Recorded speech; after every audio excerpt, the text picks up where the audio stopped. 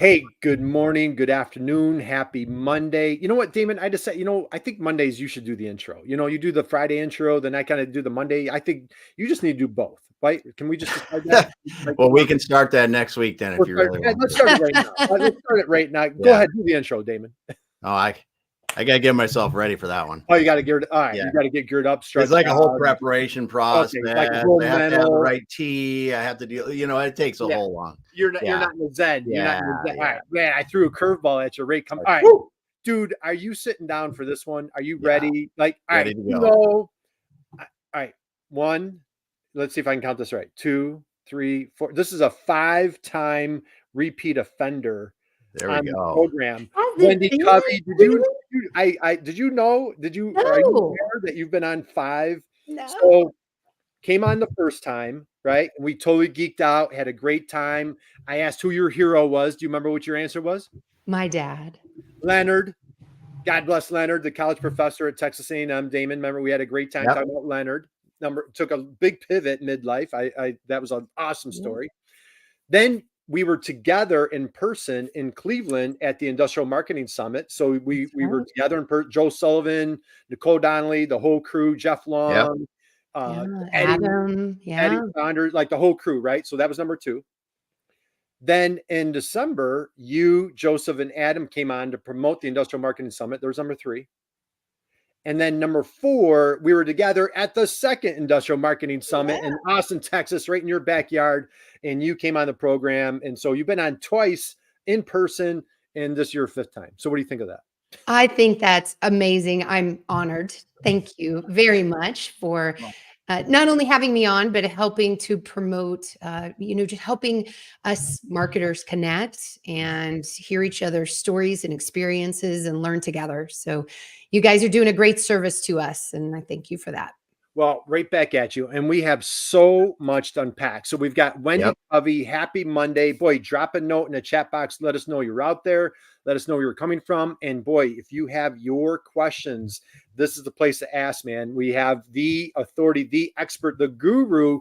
We're going to be talking about marketing strategies, all this research that Wendy does year in, year out. We're going to take a deep dive there. Now, Wendy, I asked you who was your hero, and we said, of course, Dad, Leonard Smith, if I have that correct. Do I have that correct? You do. Okay. Let's go here. I'm going to reverse it. I don't think I've asked you this. Oh, gosh. Who would come on the show and I said, hey, who was your hero? And they looked at me and Damon and said, Wendy Covey is my hero. Who are you the hero to? Don't make me answer that. No, sir. No. You're going to have to do your own research. I mean, I could say who I hope would say that. All right. Who do you I hope that I've done a good enough job with my 2 kiddos that they would come on and say that. So I'll start there. And that's perfect. And you 2 kids are college? Are they college? I have my youngest is graduating in a few weeks, actually. Wow. And she'll go on to grad school to be a clinical therapist. And she is so fired up about her career. So I'm really excited for her. Well, and then my oldest is an insurance adjuster for a financial technology company. Wow. Well, I can't imagine where they get the energy because, you're such an introvert, right? Oh, right. Yeah. All right. So Wendy, let's go here. Co-founder of TREW Marketing. And so, been on the show multiple times. We've dug into your background just for folks that are new to TREW Marketing. What was going on in 2008? If I'm not mistaken, I think there's like a little economy thing going on, but what was going on in 2008 that inspired you to launch TREW Marketing? And then we're going to do a deep dive right into your research. Yeah, well, it certainly wasn't the economy that led to starting TREW Marketing, but Rebecca Geyer, my co-founder, and I both worked at National Instruments, now known as NI, or now known as a division of Emerson, which I'm still getting used to. And we saw an unserved need to help small to mid-size engineering companies do marketing appropriately, helping them build a strategy, create a website, build content that resonates with their target audience. So that was the need that we saw. And then right after we started the business and leave our cushy corporate positions is when, the market fell. But that's okay, because by defining this niche and committing to it and adding value to this, this narrow industry, if you will. It's not that narrow, but because of that, our business took off. We won a Wall Street Journal award. That was great. But most of all, we saw these companies grow and flourish because they had somebody that actually speaks their language. So it's been 15, actually going on 16 years now. Isn't that crazy? Nice. 16 years. Absolutely love it. And so, for entrepreneurs out there, or say for folks that are corporate warriors like yourself, have that nice, stable corporate job, taking that leap of faith, if you go back in time, can you remember what scary, exciting, what was that time like for you? Yeah, it was scary. And in fact, I remember us sitting at restaurant at lunch, and she's like, I just don't think I could do this. She got cold feet, and I'm like, well, Rebecca, I'm going to do this either way because I feel like it's the right time. It's the right thing. And she was like, oh, I can't stand it. Okay, we're doing this. And I will say what helped us pull it off and fund this ourselves is our two wonderful supporting husbands that said, sure, don't make money for a few years. Sure. Someone needs to take, my husband said to me, one of us needs to take a risk and stick our necks out there and start something and build something and do it. This is great. I'll support you. I'm your biggest fan. And having that financial security. I mean, I'm not saying it didn't hurt, not take a paycheck a few years, but that made all the difference for sure. Yep. Well, I love it. Another, hubby, right? Another person on the list that deems you a hero. So let's go here. You've written a book, Content Marketing Engineered. It's also the name of your podcast. I've had the honor and privilege. We were just at the Industrial Marketing Summit together, which you were one of the fearless leaders. And we're going to dive into that today. And now we're going to talk about this research project. Okay. So let's dive in there. And again, so for our friends out there, check out TREW. That's TREW Marketing. Incredible amounts of information. I did put a link to her, to Wendy's website in the chat. Check out TREW Marketing, and you'll get information on this research. Wendy, so it's deep dive marketing information for engineers. What inspired you to start this research project? What year and what was the trigger that really got this going for you? Yeah, and I'll flip it. It's not marketing information for engineers. It's information about engineers for marketers. Thank you. I think Yeah. it's Monday. Yeah. But that's what makes the report so unique. Is there's a lot of several studies, really, really solid, good studies. One's called The Mind of the Engineer, Decoding Engineers. There's lots of, let's get in the mindset of the engineer and their buying process. But what I wanted to answer, or what we wanted to answer was, what are their behaviors? Do they go to social media? Do they like e-newsletters? Are they willing to fill out a form? Questions that we wanted the answers to are things that we knew through experience, but had trouble convincing that executive engineer at a mid-sized company that, yes, here's the data to back up what we've seen through our own experience of how engineers seek and consume information. Right. And so we've been producing the State of Marketing to Engineers for 7 years with our partner Global Spec. Yep. And it's been a wonderful partnership because they have a giant database. They do a lot of research during the year. Yep. So they have a good research mindset as well. And it's just been a wonderful resource for my own marketers within my company to make sure that we're validating our experience and staying on top of how these engineers are finding that information and making decisions. Well, there's so much to uncover right there because, we kid around about being, when you're a marketer or a consultant, a lot of times we're the cobbler's kid with no shoes. Yes. And what I love, again, you have a podcast, you're spearheading, the Industrial Marketing Summit. 7 years ago, you collaborate with Global Spec, which anybody in the engineering space, anybody in electrical world knows Global Spec and the muscle behind that. Yeah. How did you spark that collaboration how did you kick that off with Global Spec to begin with? Yeah, yeah, it's a good question, and the credit is due to Rebecca. Actually, she had this idea, and we had, as baby marketers, if you will, back in our NI days, the folks would come in and present Mind of the Engineer to our group. So we had been exposed to that for years, and so when we started the business, and we were running into these headwinds of these kind of, old school, stuck in their ways, sales oriented executives, we said, man, be nice to have data, like I said, that supports our viewpoint. Yeah. And so when she had the idea to do this study, we actually did the first versions of this with several different media companies. So we didn't start with Global Spec. We, not bounced around a little bit, but tried this out, did this with different partners. But once we were with Global Spec, it just something worked. It was just the biggest sample size, the best in-depth view that we had. I mean, just everything clicked. So they were just the right partner for us. And because we had this history of doing this report in the past, they had the history of doing research in other areas. So I think we just both had something really great to bring to the table together, if that makes sense. A lot of chemistry, a lot of synergy, a lot of energy, right? Just all the above. You're targeting the same folks, and this is fantastic. And so again, I've had the privilege, so it was just, can you believe it was a year ago already? A year ago, you and I were at Purdue University doing, we were doing a report on the 2023 results. And so we wanted to get you back to come on and talk about, hey, what's new? What are changes? There's a lot of things going on. I don't know. There's this little AI thing that's kind of change, getting people a little, Smidge of a fun topic. Exactly. So let's dive in. Like, what are some of the big takeaways that you think the crowd here would love to hear about, especially for manufacturers who, there's a tagline, Damon, win the engineer, you win the sale. If you win the engineer, you win the sale. So boy, this is, Wendy, what you've done here is just pure gold. How do you market to engineers? Curious minds are dying to know.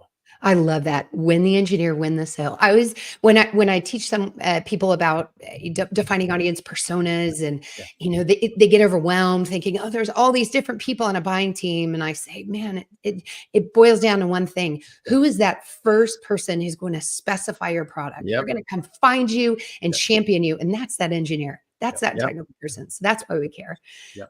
So okay, so the finding that I fixate on and I love the most out of all the ones is we ask an engineer how much of the buyer's journey is conducted online before you choose to speak with somebody at the company. And we ask this every year. It's a benchmarking question. But this year, what we did is, instead of giving them choices like 0 to 25% of the journey is done, or 26 to 50, we decided to just give them from 0% to 100%. Pick a number. How much is complete? And it came out 66%. Did it really? 66%. Yeah. That's a lot. So if I'm a brand that hasn't invested in content on my website, and I'm just trying to have the basic information and get them to reach out to sales, I'm really making this buyer work very hard, and I'm running a risk that they won't even consider me because I'm not giving them enough information, and the friction is so strong there. I don't want to talk to sales, give me information online. Right. Absolutely. Man, all right. I absolutely love it. Hey, we've got a couple of people stopping by, Damon. We've got MDs in the house, and I'm not sure if I'm going to pronounce this correctly, Shub. So happy Monday, everybody. And hey, win the engineer, win the sale. Hashtag wow, I love it. So again, drop a note in the chat box. We're here with Wendy Covey, co-founder of TREW Marketing. Check out TREW, TREW. You want to connect with Wendy on LinkedIn. You'll thank us later. Tons of great information that she puts out on a regular basis, including this great research project that she comes out with every year. So 66%, that's 2/3 of the buying journey is done online. Right. Let's keep it rolling, Wendy. What else did you discover? So then if we, so I've convinced you, okay, we need to invest then on online tactics, whether that be our own website, like owned properties, our website, our own social media channels, or other people's channels like trade shows and technical publications. So another interesting thing we ask, and again, this is another benchmarking one that we ask every year, is to say, where do you routinely turn to to get information, like every week. Where to go? Where do you routinely go? And the number one place is supplier vendor websites. And so once again, if someone's listening to this and they're cringing because they know their website is dated and, it doesn't work well, you can't navigate it, you have a big issue, because that's where they want to go. And then that is followed by technical publications, both online and print. So if you're not investing any time in pitching contributed articles or advertising in technical publications, you need to bring back and consider those tactics, because you can't just rely on somebody to find you in search and come visit your website. You need to go to where they are. And, Google, I don't know if you guys have heard, SGE is right around the corner from being launched. Google's making lots of changes to their algorithm. And every time they make a major change, like they did with the helpful content update last year, it can tank people's websites, even though they've been doing everything right, because Google's decided everything you're doing, we don't like it that way anymore. We like it a different way. So you can't just rely on organic. You need to look at other channels and just think about where your buyers are. Yep. Okay. Damon, lots of digest right here. And so a couple big, we've had multiple drop the mic moments. So first off, if you're just joining us, hey, Harry's in the house. Harry, happy Monday, my friend. Thank you for joining us today. We've got Anna is here. Anna's a fierce engineer. So as an engineer, I definitely do a lot of research before purchasing or suggesting that we purchase something. So Anna, thank you. Please chime in with questions here for Wendy. Now, Wendy, I have to take a detour. Wendy Covey. Damon, did you know Wendy's related to like the 7 Habits of Highly Effective People? There you go. Covey, right? No, I am. All right, I can't claim it. It's not like just an uncle or something. Okay. But I certainly feel like we're getting a masterclass here on the 7 Habits of Highly Effective Marketing Strategies. There you go. Engineers. How's that, Wendy Covey? I like that. I might have to steal that line. You might, shamelessly take it, right? So I love it. Okay. 2/3 of the buying journey is done online. Number one. Number two, what I heard, the number one source is going direct to somebody's website or some type of trade publication. Let's keep it rolling. What other information do we need? Social media. Do engineers use social media? Well, certainly they do. And YouTube, which I always go back and forth. Is YouTube social? I guess it is, sort of. Anyway, it's YouTube and LinkedIn are the top sources there, followed by GitHub in a distant third. And of course, if you're familiar with GitHub, it's very software oriented. So that's pretty specific. Reddit is kind of midway down the list if you look at the research report, but it jumped in popularity quite a bit this past year. And my theory, and I think it's substantiated, is it's done so because Google, with their most recent helpful content update, has surfaced Reddit results much higher in the results, because Google is trusting that those are that's human generated content, not AI generated content.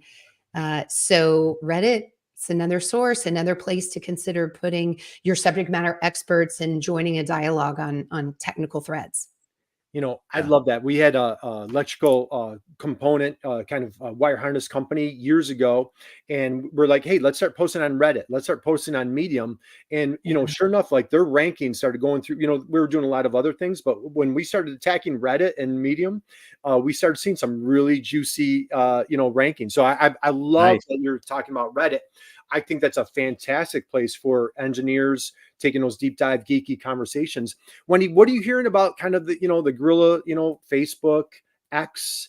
Where are those two falling on your list? Yeah, they were still there. X fell a bit, as one might expect. It didn't fall as much as I thought it would. Instagram was pretty low. Facebook was way higher than Instagram. Even for younger engineers. So in the report, you can see a breakdown by age.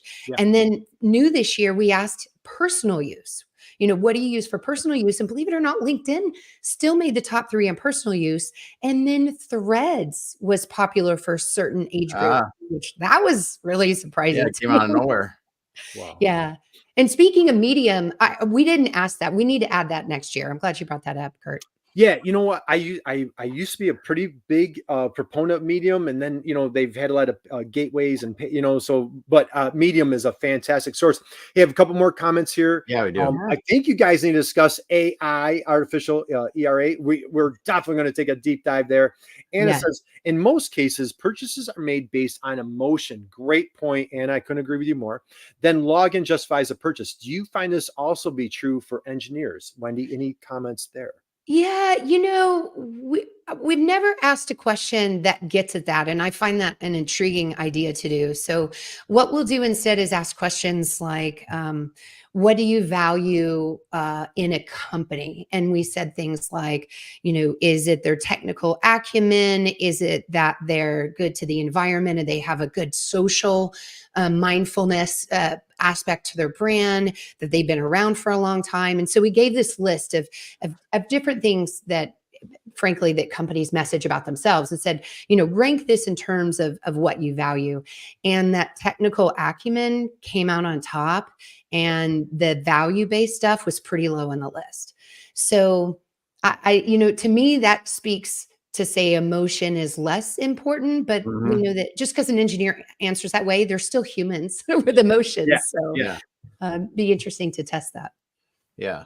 It does make sense what you're saying, though. It's the 66%, as an engineer, when you're working in a company, I mean, you have a specific problem you're trying to solve usually. And it's like, the sooner you can get to that website that gives you that technical information that says, hey, I need a hydraulic sensor for something like this operating condition. And first of all, if you can just put that into Google and something comes up, that's the best.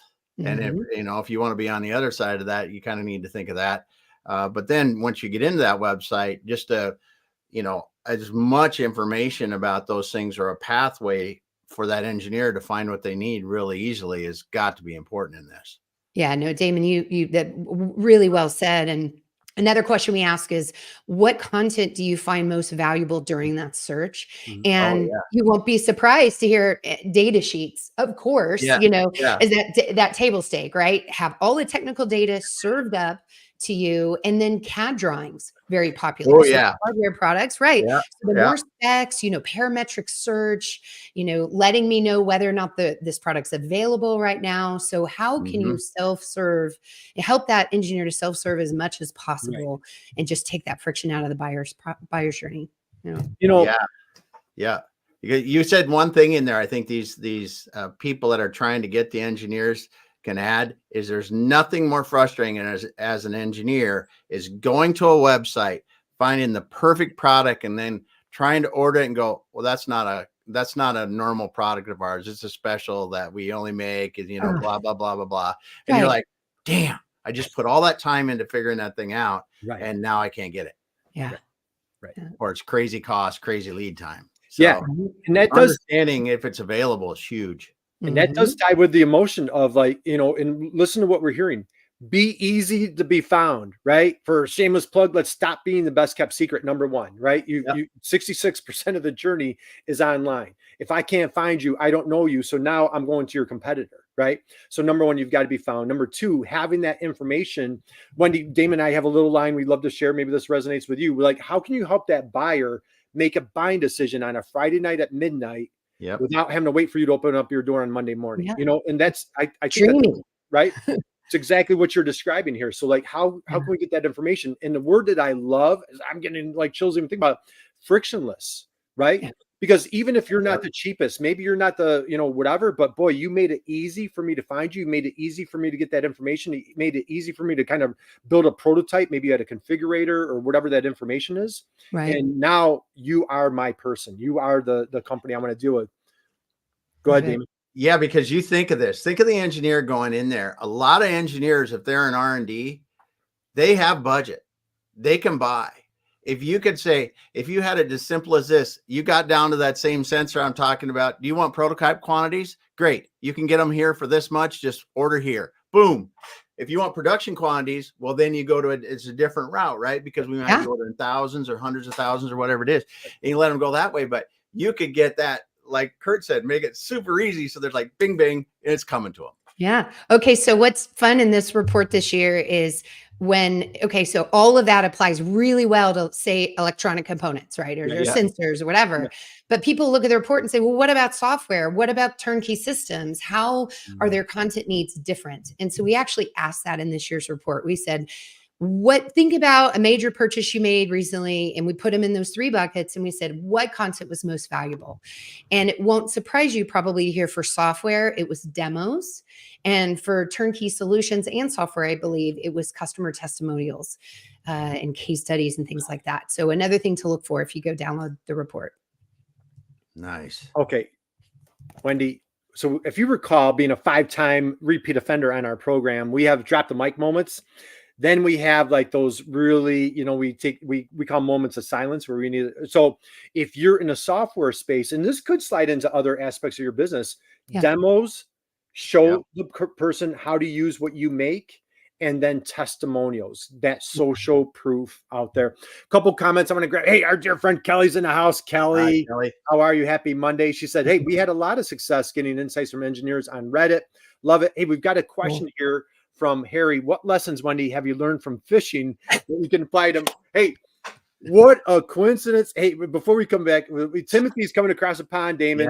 Hey, Timothy. Happy Monday to you, my friend, coming to us from Amsterdam. But Wendy, all right, we'll digress for a second. Okay, I know we're coming to the top of the hour. Sometimes, like if you have a top of the hour call and you need to leave us, please connect with Wendy on LinkedIn. Check out TREW, TREW Marketing. She has her research report right on the website. Wendy, you had a wonderful weekend. You were just telling me before we went online, what lessons in fishing apply to marketing to engineers? Thank you, Harry, so much for asking that question. I have this dream of this whole podcast episode, or this keynote, actually. I have a whole outline in my head of like how fishing, and I can imagine like actually wearing a fishing outfit on the keynote stage and doing this whole presentation. I've thought about this a lot, Harry. I've thought about it a lot. I was fishing over the weekend, actually, the Texas coast. And I think it comes down to this. We often talk, marketing speak about making sure that we're speaking to the personas they want to be, address. What are their pain points? What are their needs? How can I craft my messages and my value proposition just perfectly for them? And how is that any different than what type of bait should I use? And should I have a bobber on? And, just this weekend, we were fishing with some live shrimp and some plastics, and we had bobbers and not, and trying everything we could. And then whoever got the bite, we were like, aha, okay. Right. They're biting on, cut bait today or whatever it is. So really good question. That is a great question. That's a fantastic question and perfect analogy, Wendy. And I'm looking forward. I'm going to be front row when you are on that stage delivering that keynote speech in your fishing attire. I absolutely love it. All right, we have a ton more to unpack. We've got another. Let's another question here from Timothy. What about custom SaaS applications to integrate applications together, automate repetitive tasks? Wouldn't that work in manufacturing space? Any comments? So I mean, and just relating it back to what we asked in the research, that's somewhat close to what you're asking, is we did ask about AI. And so when I hear about automate repetitive tasks, my head turns to how are engineers using AI? Do they trust AI? And so for the first time, we did ask a set of questions about AI this year. And of course, everything's changing so quickly on that landscape. I go back and say, oh, I should have added more questions and different answers. That here are the things we asked that I think you might find insight from. We asked, how are you using AI for work? And the number one answer, it was 60-something% was to search for solutions. So I was like, to me, you talk about mic drop moments, that gave me chills. Because I'm like, okay, here we go. They're not just going to Google, they're going to large language models and searching. And then it was to, I believe, I don't have it in front. No, I do have it in front of me. Hang on. I want to read the other findings because you asked. Improving and testing solutions was the second. And then analyzing purchase options was the third. So we didn't necessarily say automate, regular tasks. I think that would have been an easy thing for us to put on here, a great thing to add. But those were the top three. Creating content, interestingly enough, was in last place. But of course, most engineers don't really have that as a core part of their job. And then the thing I found more interesting is we said on a scale of 1 to 10, where 10 is complete trust and 1 is lack of trust, how much do you trust AI-based tools? You have any guess, guys? And I'll give you Europe. Here's your hint. You get to Europe and North America. I have both of those numbers. So on a scale of 1 to 10, let's start with North America. What do you think? How do you think it came out? 5? Okay. Damon, what do you think? Damon, what do you think? 3. It was actually 6.5. 6.5. Way higher than I expected 2, but the Europeans were at 4.1. I was going to say 3. Okay. So sorry, I should have pulled you on. So all right, so 6.5. So that's actually pretty high, right? That's a lot higher than I would have anticipated, right? Yeah. Yeah. So I have 2 quick questions because I want to backtrack to a couple of things you said earlier. This is for me, and then let's do a deeper dive into AI. Okay. On a personal note, you said LinkedIn, if I heard you correctly, I had down was number 3 personal. What was number 1 social media platform for engineers personally? YouTube. YouTube's number 1. And Facebook was number 2. So it was YouTube, Facebook, and then LinkedIn. And then in the report, and I'm happy to share it, but we break it out by 6 different age groups. Yeah. And YouTube was number 1 for everyone except 25 and under. And those guys had Instagram and LinkedIn tied. Okay. Very fascinating. YouTube. Wendy, for content, our engineers, are they going to podcasts? Are they listening to going to live streams? Was there any? Yeah. So podcast was a really exciting finding. Last year it was somewhere around 73% listen to podcasts weekly for work. This year it was up to 90%. Weekly. Right. Man, are there a lot of drop the mic moments. So for manufacturers out there that are trying to get their foot in the door with engineers, what did we hear? 90% podcast. Every single age group is going after YouTube and consistently LinkedIn. So, I mean, there's, Damon, we like to use that line, success leaves clues. I mean, there are a ton. Wendy, you're just dropping gold. This is just pure gold. All right. Is there anything before we're going to dive into AI? Is there anything else that you want to really hit hard on the research report? Maybe just rapid fire, a couple other things that you'll see in the report. Email is not dead. We've seen more people subscribe to 6 or more newsletters than ever in the past. LinkedIn newsletters are not only known by engineers, so we thought a lot of them wouldn't even know what that was. Most knew of them and subscribed to them. So that was great to see. LinkedIn newsletters? LinkedIn newsletters. Okay. Let's another moment of let's sink that in for a second. Yeah. Okay. Damon, I have a little newsletter. Wendy, you know what? On my newsletter, the replay of this show, I think, goes out on Thursday. Mm-hmm. What does it cost me to? What do you think?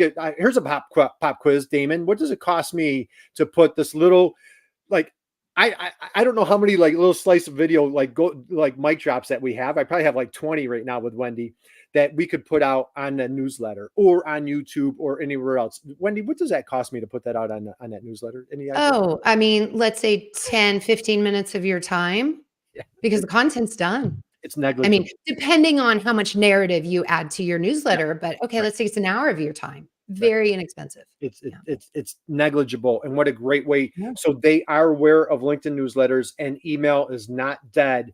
So for anybody out there, I'm a culprit of this one. Maybe, I don't know, with your clients, if it's something I don't want to do, I'll be like, oh, nobody does that anymore. So we have to meet our customers where they are. Say, right, Wendy? Is that like a big takeaway for you when you do this? Absolutely. That's what this report is all about. Really is helping to meet them where they are, and then of course with the right message. And the report hints at some of that, but that also takes study of your own customers and that sort of thing. Mm-hmm. That's a whole different topic for another day, which I love. I have to go here for a second. Okay. What has this research project, 7 years you've been doing this, what has it done for you personally and what has it done for your company? Like, you put a lot of time, a lot of energy, you've really branded yourself. This has taken you to as a marketer, this has taken you and your company to a different level. Describe what it's done for you personally and what it's done for your company. Yeah, well, three things. So, one, it gave us insight selfishly for us to do our job better as marketers to serve our clients. Right. Two, it adds credibility to us as an agency that we have this knowledge, that we share this knowledge. People come to us, they see that we're very committed to this niche. Right. And three, it's a great lead generator, right? Because I Right. hope that everybody listening and watching is going to run to my website and download it. And of course, you know what happens then. I Right. have you in my database, and Yeah. if you'll like what you see. So, Right. Yeah. yeah. I tell you, it's just so admirable what you do. And again, if for anybody that missed earlier, Damon, we go back and you Yeah. need to replay this Yeah. over and over. There's a Go lot back of and listen to this bonus, again. but again, you put out a podcast, you put out all sorts of videos, you are spearheading the Industrial Marketing Summit, you have a book, you put out all sorts of great research information. How have you created, as a leader, as founder, head of your company, how have you taken on to create that culture of hey, we're going to practice what we preach here? How have you been able to do that so well? It's always been ingrained in our culture of eat your own dog food. Eat your own Let's try it out first on ourselves, like LinkedIn newsletters. We tried it out on ourselves before we ever do that with a client, for two reasons. One, is it really effective? Does it live up to the hype? But also, let's logistically make sure that we do this well before we ask somebody to pay us to do this. Yep. And as you know, digital marketing is always changing and evolving. So we're just, like having a podcast, and we're just early on adopting and trying things and learning from it. Yeah. Wow, absolutely love it. And hey, we've got a question here. Says, if I'm saying it, I'm not sure if I'm saying it correctly. I apologize if I'm. Which is the best platform for freelance mechanical design engineers, Wendy? The best. What type of platform do you mean? Social media platform? What is the best? Let's say social. What's the best social media platform for freelance mechanical design engineers? So that is a very specific sliver of audience, if you will. So the report I have here doesn't ask which engineering discipline they're in. It asks whether or not they're in R&D or manufacturing. Are they in a technical role? That sort of thing. Yep. So there's certainly mechanical engineers that have answered it, but I don't have that cross section. Yeah. Sorry, but I will say, you can see, I think if I did do that cross section, it would come out the same as the group as a whole, because the results have been very consistent over time and we have a large sample size. So I think the results stand pretty well for that audience. Cool. So safe to say, some takeaways here. Manufacturer, if you're not super active on LinkedIn or some presence on LinkedIn, you're at a deficit. Yeah. YouTube videos, definitely getting content, getting information, answering those questions, really going full throttle on your website. Boy, if your website is from 2000, even I was going to say 2005, 2015, you're behind the curve. I mean, a good rule of thumb is every 3 years, you need to be reinventing your website. And maybe it's not a massive overhaul, but you need every 3 years. I guarantee you, your performance has slowed. Something's up. Yep. So be sure to run an audit, and your content gets stale. Yep. So just edit your content, look at your site for performance, and consider redesigning or refreshing every 3 years at a minimum. Right. Love it. Wendy, again, so we're going to dive into AI. Before we go there, any other takeaways on the report that you feel would be really pertinent, value bombs? I think we had the major ones. I mean, video content, so very important. You touched on that. So the YouTube findings back that up. And then there was one other one. What did we know? Oh, trade shows.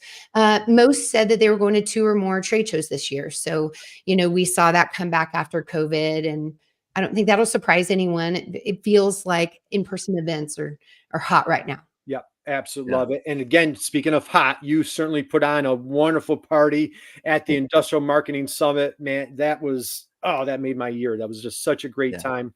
One thing that I love, Damon and I, obviously, we love the live stream platform. It's extremely efficient way to create content. We'd like to say it's a great way to AI proof your business. So Wendy, you started touching on some different aspects that you discovered in the research. Let's dive into the research, and then I want to find out what's going on at TREW Marketing, how you guys are embracing AI. But let's go back to the research. You discovered that people are using, can you go through that list one more time? Oh, the AI Yeah, stuff? on AI, Yeah, like so how people are using it. the top ways engineers are using AI is for search, and then they're sort of meh when it comes to trust, right? Somewhere in the middle, depending on where Yep. you live. Yep. So those were the two things that we studied. Yep. And so what we're seeing, though, as we look at the search landscape and we see what's happening, is people are going to more of a multimodal search approach. So they're going to Google for quick answers, and then they're going to the Chat GPTs and Claudes and all those other platforms to do more in-depth research and have that conversation. Gemini, Google's Gemini is like that. And so when Google introduces SGE, we've been in the beta for this for over a year. That's going to be in the middle. It's going to have some of that generative answer, kind of like snippets on steroids. Yeah. But then it'll also have some of those links where you can find sources.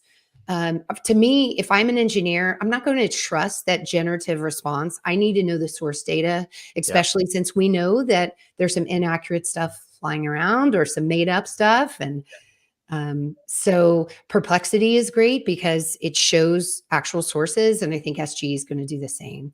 Yeah.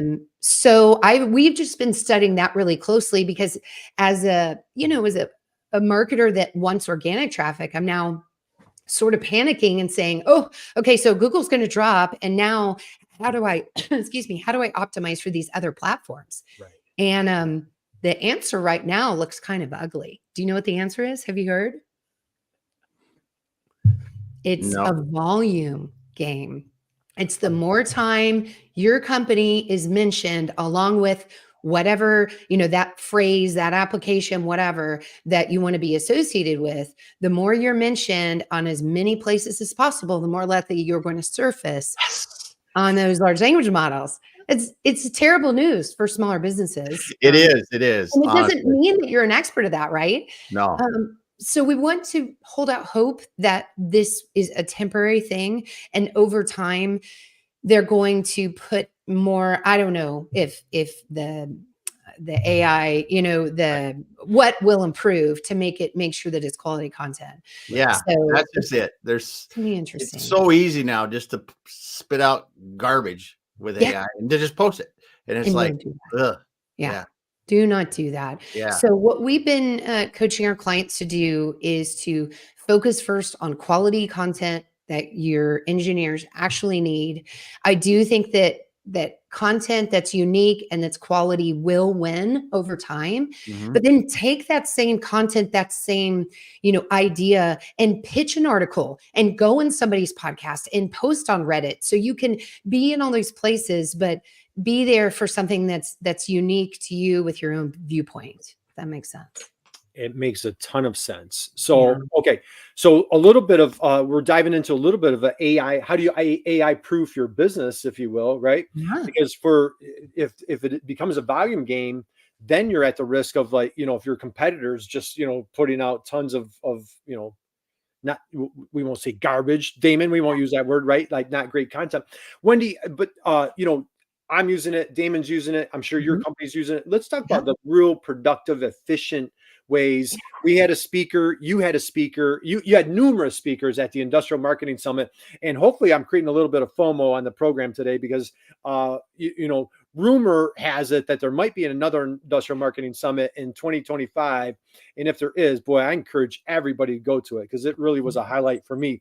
We have a number of your speakers that are going to be on our program talking about AI. We have Carla Gregory, Dale, a couple other folks.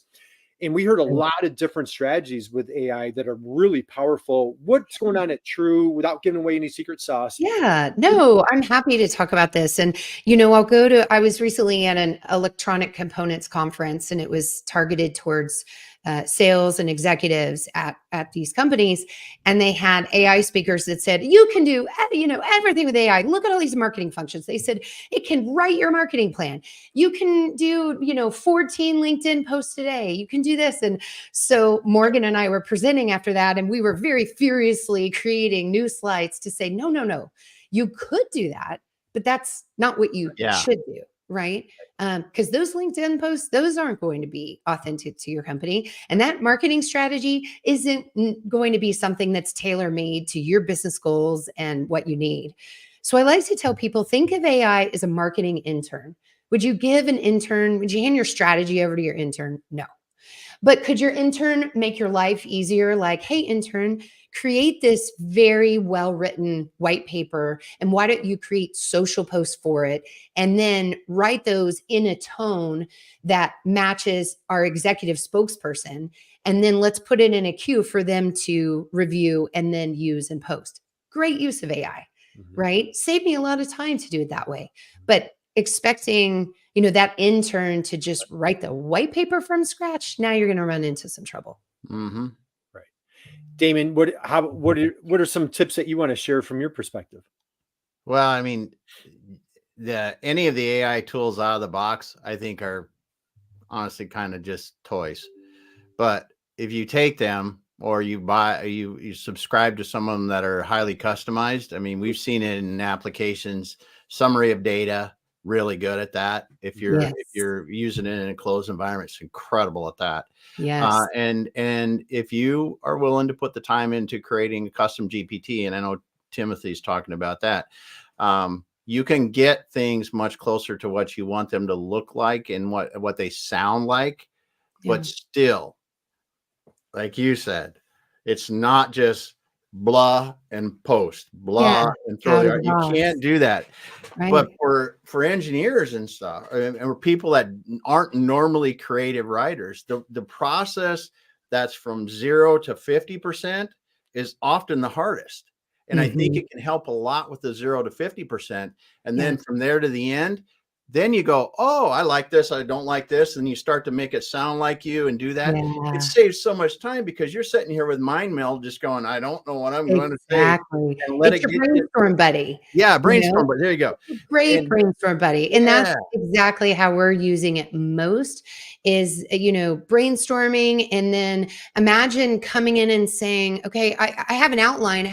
We're solid. I've interviewed the subject matter expert, but maybe there's some other aspect that I'm missing. Hey, AI, what else am I missing on this subject? And some of it is garbage and some of it's really helpful. Yeah. And to the custom GPT point, I heard something interesting recently, which was a year from now, we won't even talk about prompt engineering.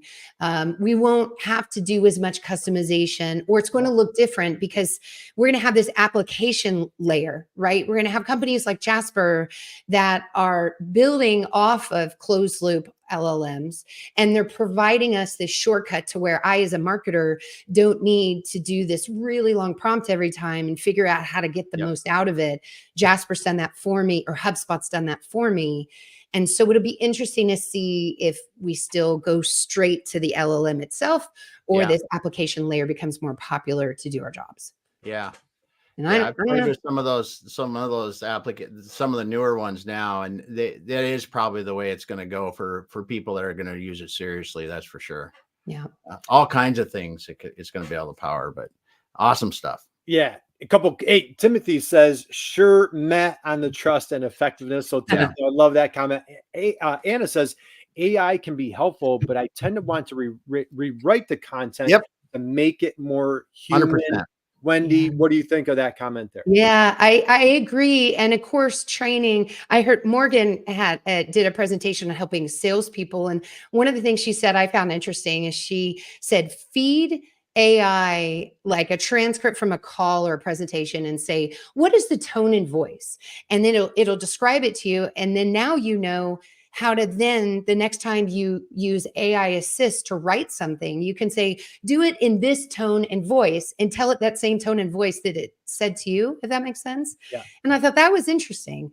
But I think she also touches on a point. Everybody thinks AI is going to save all this time, but for our writers, for that original piece, it hasn't necessarily saved time, but it's made it a more robust quality piece because of that aspect of research and brainstorming. Yeah, absolutely love it. Hey, and Alan's in the house here. I Hey, think Alan. Alan might have caught us at Purdue last year. Wendy, he's out in Indianapolis. So happy Monday to you, my friend Alan. And then Timothy drops boring, repetitive tasks without feeding it any sensitive data. Beware, but that's what I feel you should feed AI. Wendy, what are your thoughts on that comment? Love that. Absolutely. And that privacy thing is important. So unless you're on a paid version, and it's everything's out there. I'll give you an example of a boring, repetitive task. I have this research, right? And I have all this data. So once this research report became public, we went ahead and loaded it in and started to test it. So I might have been able to say, oh, freelance mechanical engineers, let me just, go into my AI tool, ask that question, and I'm not going to a pivot table and, pulling through information. So I think Timothy's on something there. Well, I absolutely love it. And so Wendy, I'm going to be mindful of your time because I could keep you for like 3 or 4 hours here. Yeah. And this is just such, man, I tell you, I have such like high expectations every time you're on the show, and you just absolutely just so much fun. Blast past my expectations. So let's go here. First off, before any folks are to be cutting out for their next upcoming call, where can people find Wendy Covey? LinkedIn is the best place. It's my name, so easy to find me. And then TREWmarketing.com, and it's TREW Marketing, and you'll find the research there. You can find my podcast on any of the major podcast platforms. And we also have a podcast blog on the website too. Nice. Yep. And she has a book on Amazon, right? Same name as your podcast, Content Marketing Engineer. So, all right, a couple quickies before we let you go, Wendy. First off, I want to give a huge roaring thank you. So for everybody that's been sitting down and having your lunch or whatever time zone you're in, Timothy's probably having dinner, but how about a big round of applause for Wendy Covey for giving us the 7 habits of highly effective marketers to engineers, right, Wendy? There you go. I need to discuss trademarking with him. Yeah, there you go. We'll work that out. But first off, thank you, Wendy, from the bottom of my heart. I appreciate you, your friendship. My respect, admiration off the charts for you and what you've done, again, with your podcasts, how you're leading a charge with this Industrial Marketing Summit. Again, guys, Google Industrial Marketing Summit for 2024. You can check out what went on last year strongly. And we have a number of their speakers coming up on the show over the next few weeks. So we have some really juicy topics coming up, and it's going to be great. Wendy, before I let you run, if you have one more minute, for folks out there, back in 2008, Wendy, okay, economy's a little upside down in 2008. You took this leap of faith, as you shared earlier. If you're just catching us now, go back and hit the rewind button. But when you started your journey, question for you, what was as you started your entrepreneurial journey, what was the best business advice that you received with getting your business off the ground? What was the best business advice that you recall receiving that you felt really helped you as an entrepreneur? Yeah, avoid analysis paralysis. You need to act. You need to trust your gut and get whatever information you can, but be an activator. Be action oriented and avoid analysis paralysis. That's a good one. That's a huge, just be decisive, man. Sometimes even if it's not the right decision, just making a decision, just plowing forward. Now, Wendy, last time when you were on the show, we had Adam and Joe, and we did the walk-up song. Do you remember what your walk-up song was? Oh, yes, of course I do. It was Eye of the Tiger. Yes, right? Because I think you said you're a high school mascot. That's right? So, all right. So awesome. we always like that question. Here's my last question for you today. I tell you are, and I mean this from bottom of my heart, you are just such an inspiration to me. I'm just so honored that we became fast friends.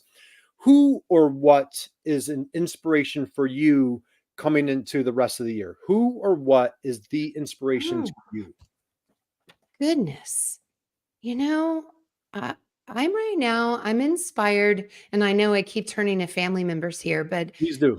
My husband's inspiring me right now. Nice. And what's your husband's name? His name is Randy, and he changed careers about 3 years ago. Nice. Completely changed from technology sales to ranch real estate. and is just picking up new hobbies and making new friends and helping the community. And he's just connecting with people in new ways. And as new empty nesters, it's like you kind of start life over a little bit, Yep. and I just, he's just put himself out there and been brave. And I think coming out of COVID, a lot of people are still dusting off those skills of, how do I network? How do I make new connections? And even at networking events, it's kind of funny right now because people are like, awkward, but then they're acknowledging their awkwardness. And I love that. And so he's really just being vulnerable and putting himself out there. And I think it's awesome. Well, thank you. What a great, and as husbands, Damon, we love that answer. So big shout out to Randy, and I absolutely love that. And what's fascinating is you shared your dad's story. Leonard had a huge career pivot, kind of midlife or later in life. And you shared that story about mom and, and now here Randy's doing something very similar. So I love how you're kind of found that trend. Harry, our friend here, says, great content, Wendy. Your tone, your smile, your energy is appreciated, and I'll add, completely contagious. So, Damon, takeaways as we close out. What man was this? I look forward to your report every year, Wendy, because you guys are digging deep into the engineering mind and really understanding how the engineers are making buying decisions, and really helpful stuff for manufacturers or people with products that engineers are going to be specifying. So it's always cool talking to you. And I know you guys from marketing standpoint too, the AI and how you're using it's so cool to hear. Yeah, same. Thank you. Absolutely. Okay, Wendy, parting thoughts, words of wisdom you want to share as we close out?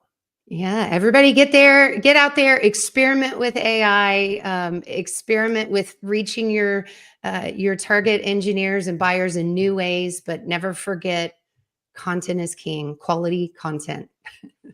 Well, that's the last mic drop of the day. So, Wendy, thank you. We appreciate you just more than you can know. Everybody, thank you for the comments today. Thank you. We know how busy you are, and there's a lot going on. And that's why we just love, Damon and I love taking time to bring just rock star, all-stars, incredible marketers like our friend Wendy here. So have an amazing, wonderful, fantastic week. God bless you. And we will, Damon, I think we're back here Friday with another great show. Back here Friday. Man, it's almost unfair that we get to hang out with such wonderful people. So guys, have a great Monday. We will see you soon. Hang out with us 1 second, Wendy. Thanks, everyone. Okay.